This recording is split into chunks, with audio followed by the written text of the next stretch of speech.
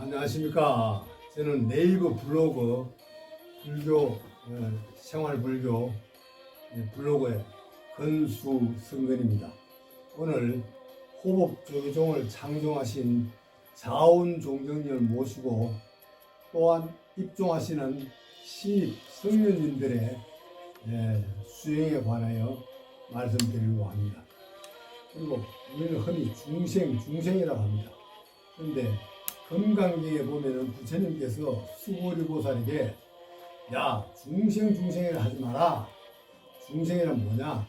태난석화 사생으로 이루어진 유상, 무상, 비유상, 비무상 그리고 구류중생 일체가 전부 중생입니다. 그래서 왜 중생이라 하지 마라 했냐 하면은 부처님께서 인간들이 중생 자기 기준으로 자기는 괜찮은 사람이고 나머지는 다 중생, 하품 인생으로 이렇게 비교해서 즉 사량 분별심을 내지 말라고 얘기를 하신 겁니다. 즉 상을 내지 말고 상을 내지 말아야 분별심이 없어집니다. 상이라는 것은 아상인데 아상은 뭐냐? 자기가 배우고 느끼고 생활해온 모든 환경을 다급생에 걸쳐가지고 습관이 고착화되어 있어요. 그래서 이 상을 지우기가 얼마나 힘이 되는지 금강경에 후구절절히 보면 상을 지우는 내용입니다. 결국은 공이라고 그러는데 아집, 사회 고집을 부리고 고정된 관념 이게 상인데 그래서 금강경을 흔히 아집, 법집 또 좀 안다고 해가지고 법집이라고 그러죠. 자기 아르마니 기준으로 얘기하는 법집인데 두 개를 이집 그리고 또 현삼공이라는 겁니다. 현삼공은 무슨 뜻이냐? 아집, 법집, 그다음 법집까지 다 마지막 구공, 안다는 것까지 다 일체를 버리라.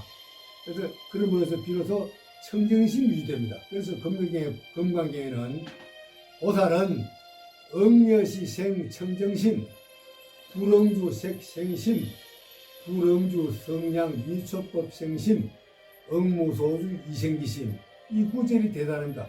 중국의 유명한 육조 해능대사가 바로 이 구절에 응무소주 이생기심 여기에서 크게 깨달았다 그러시죠. 그만큼 중요합니다. 그래서 오늘 이제 중생이라는 얘기를 제가 왜 말씀드리냐면은 사람이 살다 보면 가장 힘든 게 가난하고 빈곤하고 그다음 질병이 있고 그다음 이제 독고 노인족 홀로 외로운 분들 이 참 생로병사가 사실 참 고역입니다. 일대사 인연이죠. 그런데 어떤 블로그에 보면 요 사이에 인생 별것 아니다 이런 소리를 막 하시는데 큰 부업을 짓는 겁니다. 어떻게 인생이 아무것도 아니냐. 물론 뭐 걱정하지 말라고 좋게 참 우스갯소리로 했다고 봅니다만 말은 그만큼 중요합니다. 우리가 신구의 삼업이라 그러는데 신 몸으로 그다음 구 말로 그다음 의 생각 의지 이 아주 신구의 삼업이 모든 것을 좌우합니다. 그래서 이 신구의 삼업을 다스리기가 얼마나 어려우면은 개정해 사막으로 다스리라 이렇게 선지식이 다 전하고 있습니다. 그래서 개정해는 왜 그러냐? 개는 개행인데 개행을 하려면은 인욕을 해야 돼. 인욕 바람이라 되지 않으면은 개행이 유지가 안 돼요. 조금 뭐 개행을 좀 지키다가 안 하고 컨디션이 좋을 때는 지키다가 조금 몸이 불편하면 안 하고 사실은 몸이 불편하고 안 좋을 때 더 지켜야 됩니다. 그렇게 함으로써 업장이 소멸되고 자기 그 본성, 자성, 흔히 불성이 드러난다 그러죠. 그래서 계행을 잘 지켜야 인욕 바람이 되고 계행을 잘 지켜야 그러면서 비록 정력이 난다. 이 정력은 정해진 정자, 정진의 정력이고 그렇게 함으로써 지혜가 저절로 자연스럽게 지혜가 드러납니다. 그래서 이 개정해를 우리가 흔히 사막으로 하는데 개정해를 평생 우리 불제자들은 개정해를 닦아야 합니다. 그렇게 함으로써 조심해야 될 게 신구의 삼업이 안일이 설신의 눈, 코, 귀, 들리는 소리, 맛보는 것 이 모든 육번이 모든 이 조화를 부릅니다. 육번이 작용하여 좋은 일도 나쁜 일도 업을만 그리고 업을 지어내요. 그 업이 굳어지면은 업식이 돼가지고 모든 중생 삶에서 자기 기준으로 아상, 아집, 이기심 중심으로. 이러니까 청정심, 평등심이 유지되기가 어려워요. 청정해지면은 자연스럽게 평등해집니다. 평등해지면 뭐냐? 개, 소, 말, 돼지, 축생, 미물, 고양이, 사람, 흙수저, 금수저 이런 사량분별, 중생심이 아주 사량분별 이게 아주 참 문제입니다. 그래서 삼조 성찬대사께서 신신명에 1조가 시도 문안 유형 간택 단막정해 통념명백이라 이렇게 했습니다. 무슨 소리냐? 지극한 도는 어렵진 않은데 단 문제는 단막정해 좋다 싫다 이런 걸 자꾸 분별하고 사량 분별하는 이 중생심이 가장 문제인을 경책하는 내용입니다. 그래서 오늘 다시 한번 제가 중생심에 대해서 말씀드리고자 하는데, 원래 부처님께서는 중생이 얼마나 깨우치기 어려우면 반야심경에서 조견, 오온, 개공, 오온이 즉 색수, 상, 행식 이 5가지가 사실 공하다 이거예요. 공한데 분별심을 내가 집착하고 예착하니까 자꾸 분별심 자기 기준으로 얘기하니까 개공이라는 걸 잘 깨칠 수가 없어요. 오온, 개공이면 알아야 비로소 제법실상 또는 제행무상, 제법무아 그리고 삼계 계고 이렇게 함으로써 상자정멸상까지 도달할 수가 있는데, 이 과정에서 우리 중생은 모든 게 자기 기준으로 생각합니다. 자기 기준으로 생각하는 게 바로 유의법인데, 이 유의법은 즉 명색, 이름과 색상, 상이 다 보이는 게 유의법입니다. 유의법은 한정되고 유한성이 있어요. 예를 들어 아무리 잘 살아도 좀 지나면 또 동락이 떨어질 수가 있어요. 그래서 유의법은 유한성이고, 반대로 불교에서 쓰라는 무의법은 무형상, 형상은 없지만 망고 진리 광명이 바로 무의법입니다. 우리가 유의법과 무의법을 쉽게 비교하면은, 유의법은 이 세상에 보이는 모든 만물, 사람, 지금 일하고 있는 사업, 건강, 처자식, 부모, 인간관계 모든 게 유의법이고, 무의로 보면 아무도 안 보이지만 이 대지, 천지, 상하, 좌우 꽉 차 있는 게 공기입니다. 공기는 눈에 보이지 않지만 또 없으면은 잠시 살 수 없어요. 이 공기야말로 꽉 차서 이 무의, 이 바로 무의법이에요. 그래서 부처님의 진리의 말씀은 주로 무의법을, 물론 대기습을 비교하기 위해서 유의법으로 방편설을 많이 설하십니다만은 무의법으로 주로 이제 많이 불교의 교리가 발전됐습니다. 그래서 청정심, 분별심 내지 마라. 이게 이제 중생들에게 제1성으로 전하는 얘기입니다. 청정해야 분별심이 사라지고, 분별심이 사라져야 교만, 거만, 아만, 아집 이게 없어지고, 상대를 전시하고 비하하고 멸시하고 흙수저, 금수저, 좀 배웠다, 못 배웠다 이런 차별, 분별을 내지 않습니다. 그래서 사량 분별하는 이 아주 고약한 이 중생심을 부처님은 구구절절히 깨우치시기 위해서 대성경전도 많지만 압축한 게 바로 반야심경입니다. 우리가 반야심경에 보면은 불생불멸, 불구부정, 부정불감 이 말이 있는데, 이 중에 그리고 불생불멸, 나도 않고 죽도 않고, 이거는 생각이 왔다 갔다 한다는 소리입니다. 그리고 불구부정, 부정불감, 불구부정은 무슨 소리냐? 깨끗한 것도 없고 더러운 것도 없다. 그게 무슨 소리냐 하면은, 우리가 바깥에 꽃이 피었으면 꽃이 보면 전부 아름답다 그래요. 아름답다 그런데 꽃이 아름답다. 그다음 나무에 과실이 메인다.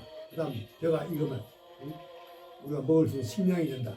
그런데 우리가 이제 똥이나 비교해서 똥이나 오줌이나 이게 더럽다고 합니다. 우리가 유의법으로 보면은. 그래서 더럽다는 것도 우리 생각이 아주 편협하고 좁은 거예요.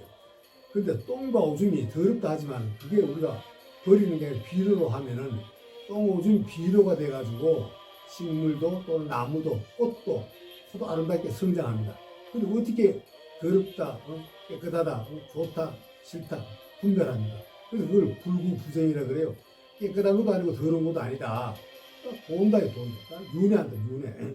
다 연계했다. 인연법, 연기한다는 뜻입니다. 그리고 부정불감, 늘어나는 것도 줄어드는 것도 아니다.